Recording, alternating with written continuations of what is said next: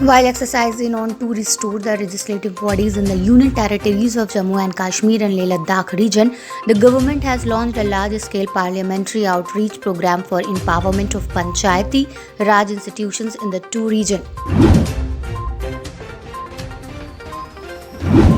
Congress has again summoned Chhattisgarh Chief Minister Bhupesh Baghel for discussion a day after he returned to Raipur after a marathon session with Rahul Gandhi on the power tussle with the State Health Minister T.S. Singhdeo.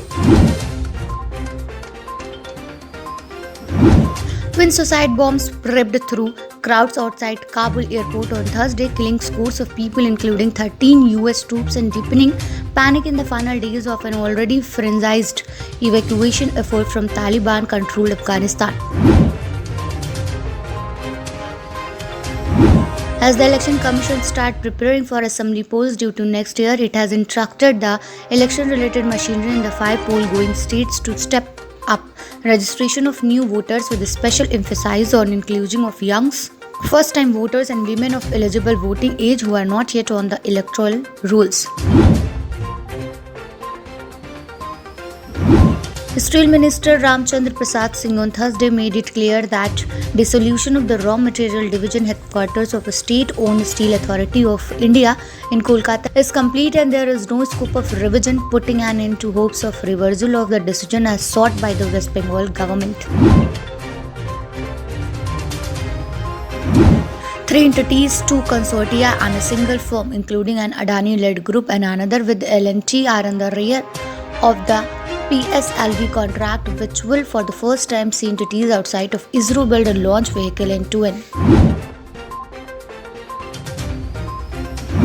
Terming the United States service members who were killed in attacks outside the airport in Kabul, Afghanistan on Thursday, US President Joe Biden warned the attackers that America will make them pay for it.